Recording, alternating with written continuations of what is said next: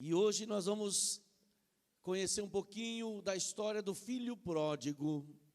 Em Lucas capítulo 15, versículo 11 ao 24, nós vamos ler esse texto. E eu quero falar com você sobre as 4 preciosas oportunidades. Hoje é o tema que vamos trazer da palavra de Deus para o teu coração. Eu gostaria de ler esse texto. A minha Bíblia que eu esqueci. Eu preciso da minha Bíblia. Eu trouxe tanta coisa que eu esqueci a Bíblia.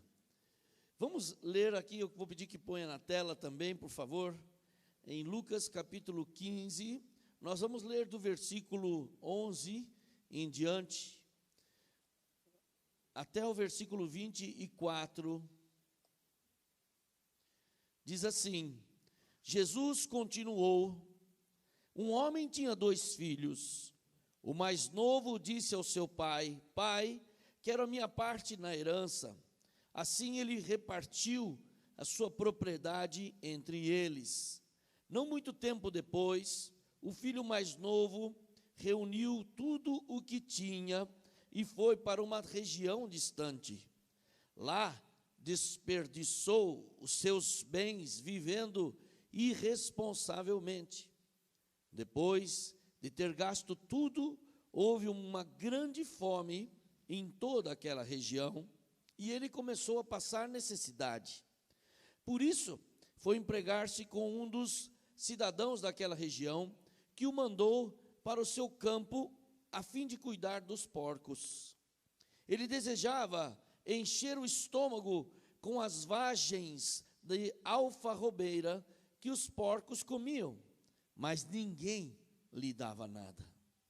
Caindo em si, ele disse: quantos empregados de meu pai têm comida de sobra, e eu aqui morrendo de fome?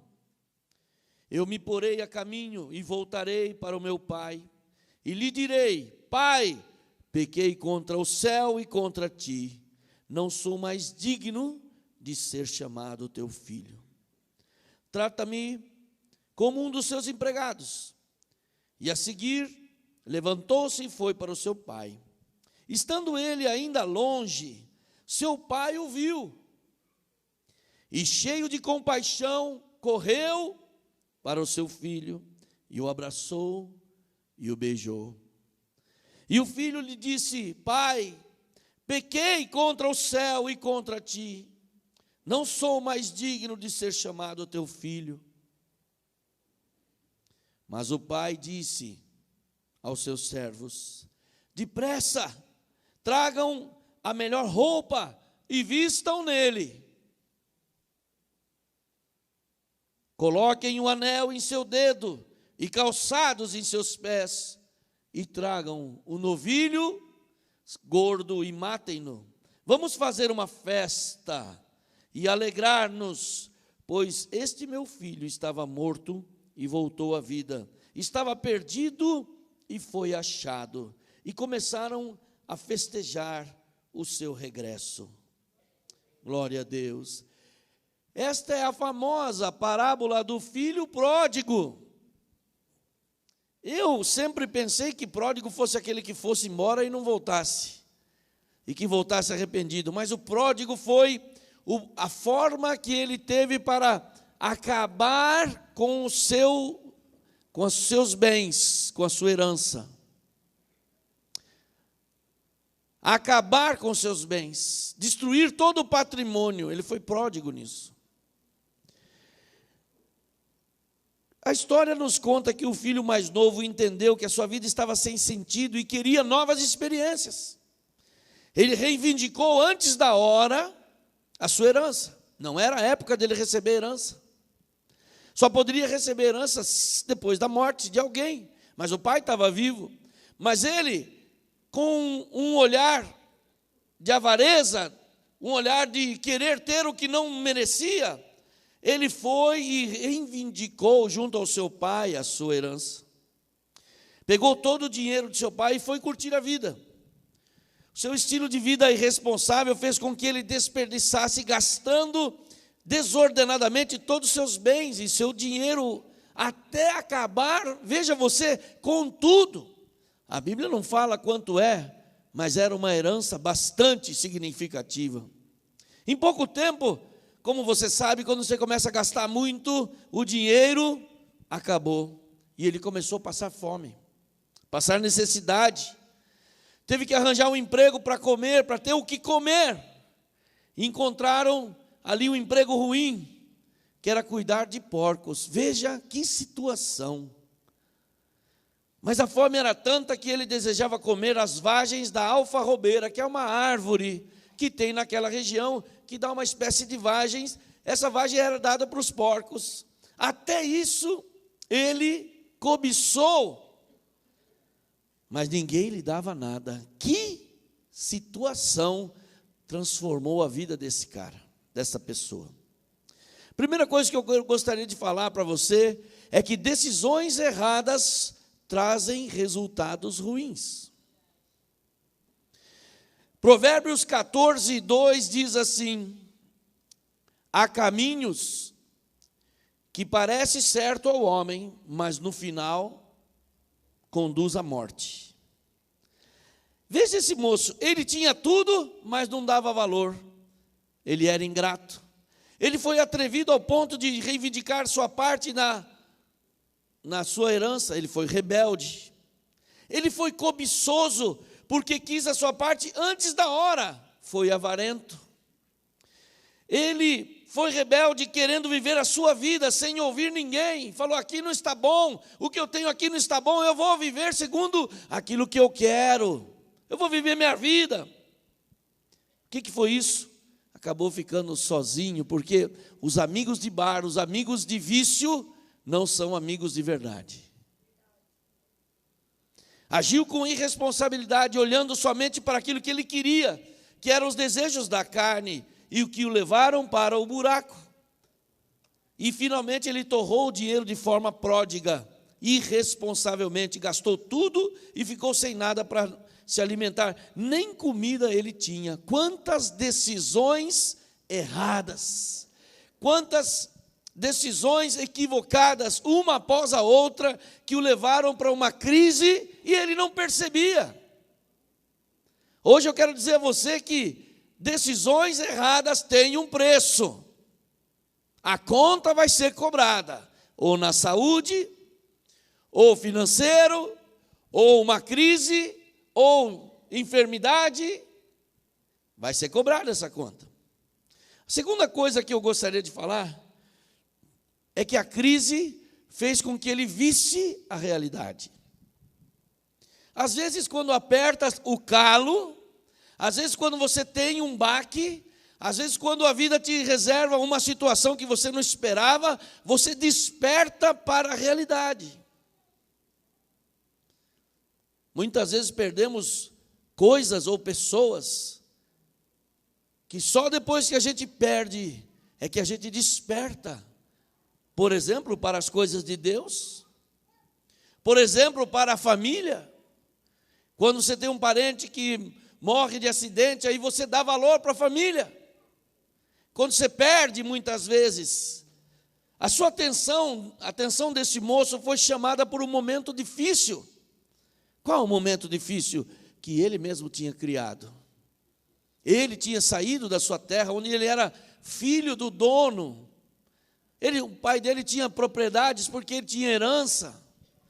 O pai dele tinha empregados, porque ele falou assim: até os empregados do meu pai estão melhores do que eu. Que situação eu cheguei. Mas sabe, ele fez um balanço da vida dele, para onde ele estava indo, o que ele estava fazendo. E começou a dar valor para as coisas que ele tinha antes, que antes ele não dava valor. Por exemplo, se você vai morar longe da sua família, como você dá valor para o arrozinho e feijão da sua mãe, do seu pai? Não é verdade, Ju?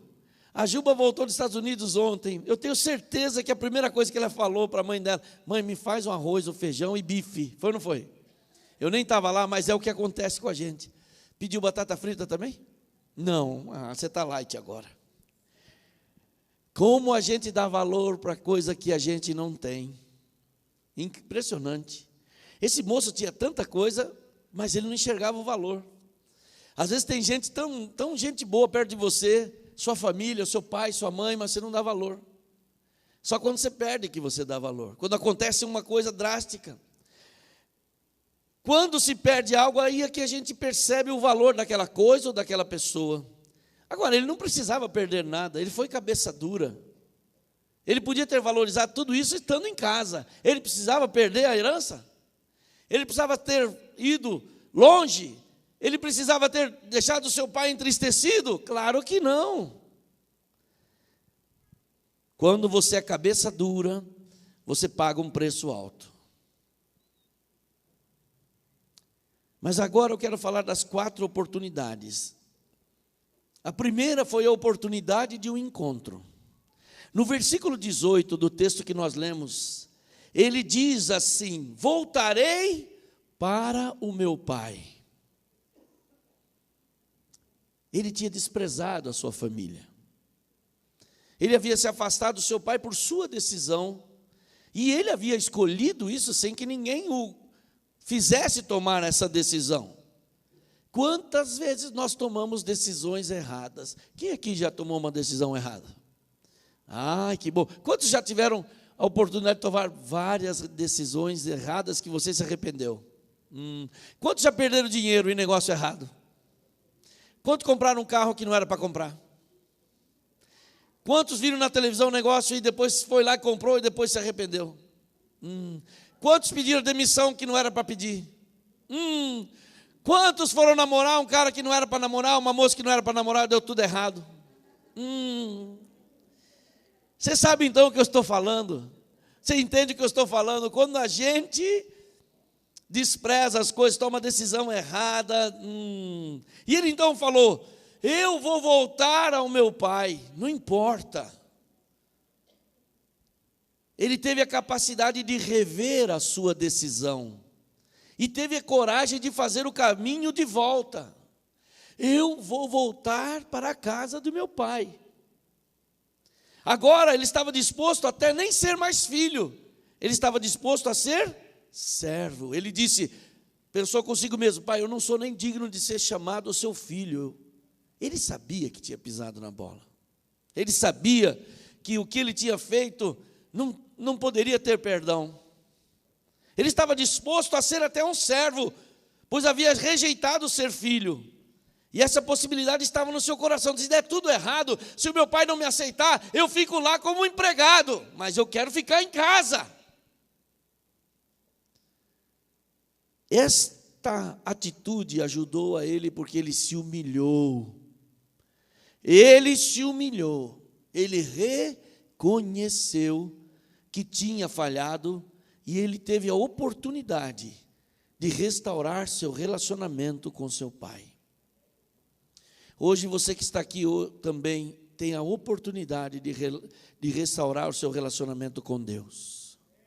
Eu não sei como está a sua vida. Eu sei que hoje nós temos muitos visitantes aqui que vieram a convite do projeto Amor Maior e tiveram outras pessoas que vieram a convite do pastor Emílio, do Wagner, que é toda a família do seu Dori.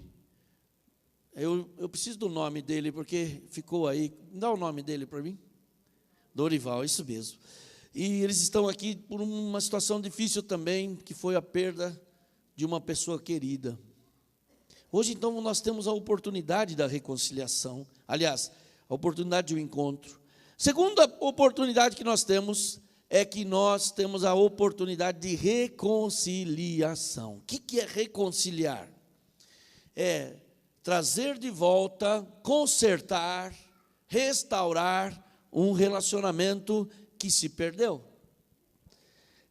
No versículo 18, ele falou: pai, pequei contra ti e contra os céus, eu não sou digno de ser chamado seu filho, trata-me como um dos seus empregados. Claro que a pessoa, quando falha, ele não tem condição de reivindicar nada, e ele já nivelou por baixo. Nem que seja para eu ser apenas um empregado, já que eu rejeitei a minha condição de filho, mas mesmo assim, eu quero me reconciliar. Quando você vai reconciliar com alguém, você nunca pode ir numa atitude de orgulho. Porque você errou, mano, você falhou, e você que está errado, e você que é isso, se você começar a apontar os dedos, se você começar a falar que os outros erraram, esse é o caminho errado, não vai dar certo. Mas se você falar, reconhecer, me perdoe, eu errei. Muitas das vezes a gente aconselha marido e esposa que querem restaurar o relacionamento, mas você não pode ir pelo caminho da acusação. Não só marido e esposa, qualquer um. Você tem que ir pelo caminho que esse moço tomou. Eu falhei, eu pequei contra os céus e contra ti. Reconhecer seu erro é uma parte fundamental para restaurar o relacionamento. É o primeiro passo, aliás, para a restauração. Você quer restaurar o relacionamento? Se humilhe. Ele assumiu a responsabilidade por ter errado e não colocou a culpa em outras pessoas. Essa é a chave. Ele reconheceu o seu pecado primeiro contra Deus e contra o Pai, e confessou o seu erro, reconhecendo o seu pecado. A palavra de Deus diz em Provérbios 28:13: quem esconde os seus pecados não prospera, mas quem os confessa e os abandona encontra misericórdia. Provérbios 28:13. Quem os confessa e abandona. Aqui nós temos um relacionamento dele com o Deus, que é vertical, e relacionamento dele com o Pai, que é horizontal. Assim nós vemos o símbolo da cruz de Cristo. O madeiro horizontal, ou vertical, aliás, fala de nós com Deus. E o madeiro horizontal fala de nós com as pessoas. E somente a cruz tem o poder de perdoar. Somente aquele que conhece o poder da cruz, que é Jesus entregando a sua vida em favor de desconhecidos, entregando a sua vida em favor dos outros. Somente Jesus que pagou um preço por você e por mim, sem que você merecesse. Aliás, foi sobre isso que nós falamos hoje e ontem no Amor Maior. Quem participou do Amor Maior aí? Quem foi? Quem saiu? Olha que lindo! E quem foi abordado na rua por esse pessoal da igreja que estava vestido de camisa vermelha? Levanta a mão assim. E você está aqui hoje. Olha aí quantas pessoas vieram hoje aqui. Sejam bem-vindos. Eu tenho aqui o nome de vários. E você é muito bem-vindo. E sobre o que nós vamos falar? Sobre algum time de futebol? Não. Sobre política? Não. Sobre a crise econômica? Não. Nós vamos falar sobre o amor maior. Porque Deus amou o mundo de tal maneira que deu o seu Filho, para que todo aquele que nele crê não pereça, mas tenha a vida eterna. Sabe, a cruz antes de Jesus tinha um significado de maldição. Maldito aquele que for pregado no madeiro. Mas depois de Jesus, que ele entregou sua vida por nós, virou o símbolo mundial de sacrifício e amor. Todos os países que você visita, se você for para o exterior ou mesmo no Brasil, você vai ver uma construção com uma cruz em cima. Que fala aquela cruz? Que Jesus morreu em favor dos nossos pecados. Então, essa cruz nos dá a oportunidade de reconciliação com Deus. Hoje, você que está aqui, precisa estar bem com Deus, para que você não tenha medo da morte, para que a morte não seja um problema para você. Quando que a morte não é um problema para nós? Quando nós temos a certeza que estamos bem com Deus e que depois da morte encontraremos com o Senhor. Glória a Deus. Terceira oportunidade, a oportunidade de regeneração. O que é regeneração? É a transformação de uma pessoa. Mas o pai disse aos seus servos: depressa, tragam a melhor roupa e vistam nele, e coloquem um anel no seu dedo e calçados nos seus pés. O filho, quando voltou para o pai, ele foi surpreendido pelo amor do seu pai. Ele não esperava. Ele não esperava. Ele esperava que seu pai fosse duro com ele, que o tratasse como um funcionário, e olha lá, que ia pagar olho por olho, dente por dente. Mas o seu pai não agiu assim, porque os pais nunca agem assim. Os pais sempre têm um coração perdoador. Não houve nenhuma acusação, não houve nenhuma crítica. E quando aquele moço voltou, o pai estava pronto para recebê-lo de braços abertos. Quantas vezes você tem medo de voltar para consertar algum relacionamento, com medo da atitude da pessoa? E você fala, eu não vou falar com tal pessoa, ele vai me espezinhar, ele vai me acusar, ele vai falar bobagem para mim, ele vai fazer tanta coisa. Eu não, ele vai me humilhar. Mas não foi o que esse pai fez. O verdadeiro coração paterno estava pronto para perdoar. Porque o pai também estava sofrendo quando o filho foi embora. Quantos pais nós temos aqui, pai e mãe? Quando o filho sofre, faz besteira, a gente não sofre junto? Quando o filho sai de noite, você não fica preocupado que ele volte? Não fica acordado? Com a época do celular, hoje a gente não fica muito acordado, mas eu não gosto que meus filhos ficam tarde da noite na rua. Tem mãe que fica ali, na beira da porta. Meu filho não voltou, minha filha não voltou. Liga 10 vezes, onde você está? Onde você está? Onde você está? Você não vai voltar para casa? Mas mãe, é só 10h30 ainda, eu volto 11 horas. Aí 11 horas ela liga, falta 5 para as 11, você está voltando? E os filhos não gostam, meu pai também tem a dó. É que você não é pai, porque quando você for pai, você fica preocupado com as besteiras que os seus filhos fazem. Esse pai, quando o filho voltou, a Bíblia fala que ele viu-o de longe. Por que você acha que ele viu de longe? Porque com certeza, no final do dia, muitas vezes ele ia lá olhar para a estrada, para ver se o filho estava voltando. O coração de pai está sempre pronto, o coração de mãe está sempre pronto para perdoar. E foi assim. Quando ele chegou, o pai estava pronto, o pai queria, o pai esperava por aquilo. O Salmo 103, versículo 13, fala assim, como um pai tem compaixão dos seus filhos, assim o Senhor tem compaixão dos que o temem. Como um pai tem compaixão dos seus filhos, assim o Senhor tem compaixão dos que o temem. Esse pai, eu não sei se você entendeu, mas ele é a figura de Deus.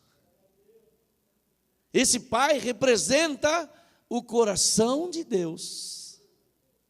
Ele não só esperava, mas imediatamente o restaurou à posição de filho. Como que ele restaurou? Ele fez 3 coisas. Primeira coisa que ele fez, troquem a roupa suja dele e coloquem uma roupa decente. Troque a roupa. Trocar a roupa significa mudança de caráter. Trocar as vestes, mudança de caráter. Também o pai falou para ele, tragam o anel. O anel que o filho usava significava uma posição de identidade. Eu sou filho de tal pessoa. O anel naquela época significava que ele tinha posição, que ele tinha status, que ele tinha uma família, que ele tinha uma identidade. Primeira coisa que o pai falou, traga de volta a identidade do meu filho, porque ele não é um andarilho. Meu filho não é um andarilho. Meu filho tem pai. Traga de volta o anel para ele. Significa identidade e autoridade. Porque uma vez que aquele moço tivesse o anel, ele também poderia determinar, orientar os funcionários, ele tinha autoridade novamente. Terceira coisa que ele pediu, tragam sapatos e vistam os pés do meu filho, porque ele não vai estar mais desprotegido e não vai estar mais exposto.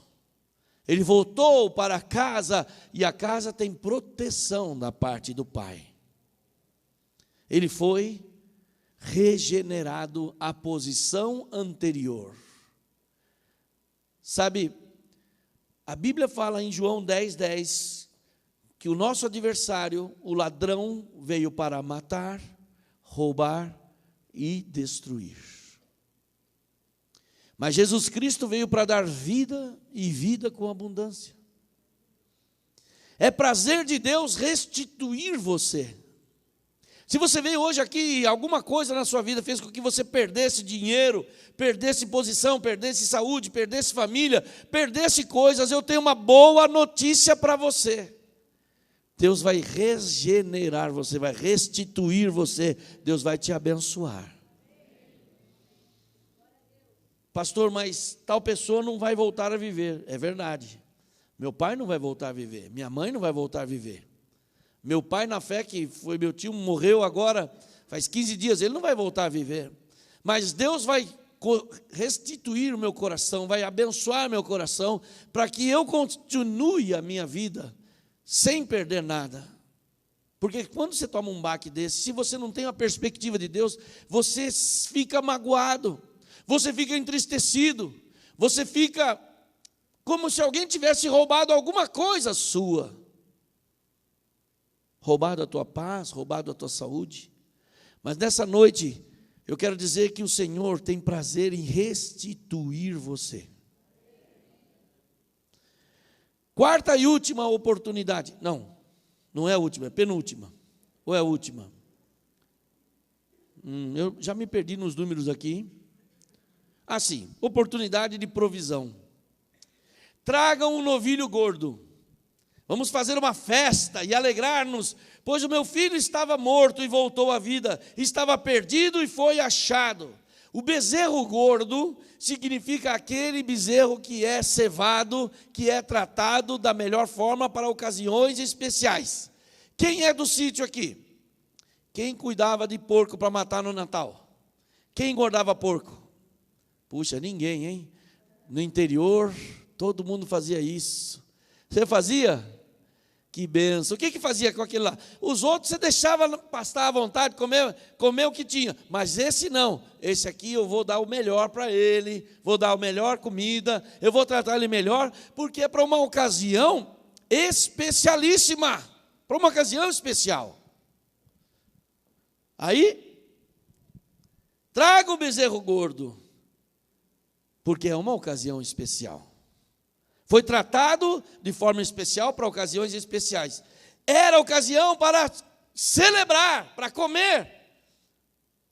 Para quem estava querendo olhar as vagens da alfarrobeira, comer um leitão à pururuca. Quantos gostam de leitão à pururuca? Ui!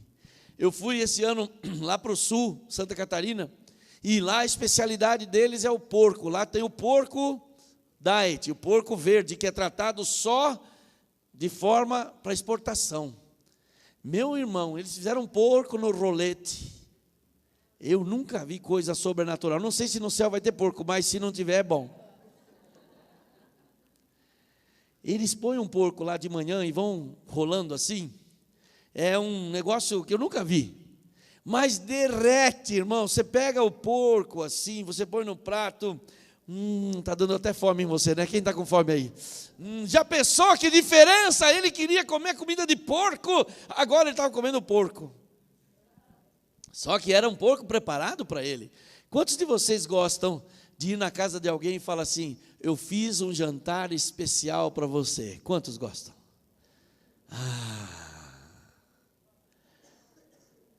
Que delícia! Hoje eu fiz o que você gosta, meu marido, meu querido. Hoje eu fiz o que você gosta. Hoje eu fiz para você isso. Sei lá o prato que você gosta. Fala um prato aí que você gosta. Lasanha, o quê? Estrogonofe? Bom. Lasanha? Quanto gosta de feijoada? Ai, Pai Celeste. Quanto gosta de picanha? A maioria não gosta de picanha, eu gosto de picanha. Eu sou especialista em picanha. Gente, quando eu faço picanha, o povo lá, todo mundo aparece para jantar, para almoçar. É impressionante, o nego que está longe aparece. Ele preparou para o filho o melhor, era ocasião de comer e celebrar. Um dos nomes de Deus é Jeová Jireh, o Deus que provê as coisas para nós, o Deus da provisão. Fale comigo, Jeová Jireh. Toda vez que você tiver alguma necessidade, ou precisar de alguma coisa, ou for fazer algum negócio, você declare, Jeová Jireh, o Deus da provisão, esteja comigo nesta jornada. Você vai procurar apartamento, fala, Jeová Jireh, permita com que eu encontre o melhor apartamento para morar. Permita que o Senhor me abençoe, Jeová Jireh. E na verdade, ele estava conhecendo o Deus da provisão, porque ele estava numa situação de comer comida de porco. Gente, que crise, que gelada que esse moço entrou, que fria que ele arrumou para a cabeça dele. João 3,16 diz assim, eu já falei hoje, mas vou repetir. Já lemos esse texto, pode pôr esse texto de Lucas, eu acho que eu já li. Tragam o novilho gordo. E eu quero finalizar dizendo que o Senhor entregou alguma coisa por nós. Deus amou o mundo de tal maneira que deu seu Filho unigênito, para que todo aquele que nele crê não pereça, mas tenha vida eterna. O Pai aqui representa Deus, que permitiu que o Filho fosse embora, para que experimentasse o fruto da sua decisão. Mas também ao Pai que o estava esperando o retorno do seu Filho de braços abertos. Hoje, esse Pai é representado por Deus, que está de braços abertos para restaurar você. Eu não sei o que você está passando, não sei como você está. Deus não está querendo hoje te acusar porque você fez isso ou deixou de fazer. O pai aqui não acusou nada do filho, não falou um A. O irmão mais velho, se você continuar a leitura, ele quis falar, esse aí é um fanfarrão, ele gastou tudo, ele não merece nada. O filho ficou bravo, nem entrou na festa, mas é um outro capítulo esse. Deus hoje está pronto para mandar colocar uma roupa nova em você. Colocar um anel que restitui a sua identidade, que foi deformada talvez por uma série de direções erradas que você tomou. Ele está pronto para calçar os sapatos para que você não esteja mais desprotegido. Ele está pronto a entregar o que tem de melhor, o porco, aquele bezerro gordo, o melhor. Na verdade, o homem matou o bezerro, não matou o porco, não. Eu estou confundindo aqui. Vocês perceberam isso? É? Pô, ninguém falou nada? Puxa, a vida. Bezerro cevado. O porco é aquele que, né? Você entendeu, né? É que eu comecei a falar do porco lá do sul, que eu gostei demais. É isso mesmo. Eu gostaria de chamar o Marquinho aqui do teclado para tocar uma música aqui. E hoje eu quero falar desse Deus. Esse Deus que representa esse Pai. O Pai que está disposto a te receber de braços abertos. Eu sei que talvez hoje na rua você orou junto, recebeu uma oração. E eu gostaria de abrir de novo a possibilidade de você receber uma oração, de fazer uma oração também de aceitação, convidando Jesus para fazer parte da sua vida. Sabe, o que nós vimos aqui hoje, nos vídeos, naquele testemunho, o que nós saímos hoje fora da igreja, ontem e hoje, eu até agora pelos resultados que eu tenho, tem alguém faltando me entregar ainda, nós temos 629 pessoas que aceitaram fazer a oração de aceitação, que estavam na rua aí, e eu quero agradecer tanto os irmãos da igreja, que nós saímos 629 pessoas, é muita gente, é mais gente do que nós temos aqui hoje, e eles falaram assim, de fato eu preciso de Deus. Eu não sei como você está aqui hoje, mas quando o moço reconheceu que precisava de Deus, o que ele fez? Ele voltou para o Pai, ele voltou para o perdão, ele precisava restituir voltou para sua casa e o pai ali o recebeu. Este pai representa Deus, o nosso Pai, que está hoje de braços abertos para te receber. Se você quiser entregar sua vida ao Senhor, receber esta oração, saia agora do seu lugar e venha para cá. Eu quero orar com você e quero te abençoar. Note bem que eu não estou falando em nenhum momento de religião, nem placa tem na igreja aqui. A prefeitura não me deixa pôr, mas logo vai deixar. Mas você recebeu um folhetinho, ou aqui na igreja, ou lá na rua, e esse folheto fala do nome, Ministério Aliança. Está vendo aqui? É o nome do nosso ministério. Mas na verdade, você não precisa de um ministério, você precisa de Jesus. E hoje você não pode ir embora sem ter Jesus no seu coração.